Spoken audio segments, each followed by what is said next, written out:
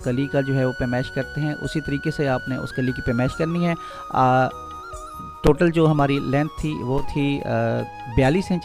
तो अब यहाँ से देखें कि यहाँ से जो है वो आपका पांचे के बाद यहाँ से तकरीबन 1 इंच या 1.5 इंच, क्योंकि ये बिल्कुल ऐसे स्लिप में जाता है ये, तो इसको हमने बहुत ऊंचा नहीं करना होता, इसको हमने खुली शलवार बनानी होती है। तो ये हमने 1 इंच कम कर लिया, तो 1 इंच या 1.5 इंच आप इसको कम कर लें। ये 41 साढ़े 41 पे आप तकरीबन इसको ले लें। आप 43 बन रहा था तो 41 साढ़े 41 पे आप इसको ले लें। थोड़ा सा ज़्यादा लें, क्योंकि जब ये बाद में आप इसको काटेंगे तो उस वक्त भी कुछ फ़र्क आ सकता है। अब आपने क्या करना है कि अब आपने इस कपड़े को कर लेना है डबल। जब आप इस कपड़े को डबल करेंगे, यहाँ पे ये देखें ये डबल हमने कर दिया इस कपड़े को, ये आपके पास डबल हो गया। अब आप डबल कपड़े को आपने बिछा देना है और दूसरा जो पीस है आपके पास उसको भी आपने, क्योंकि हमारे पास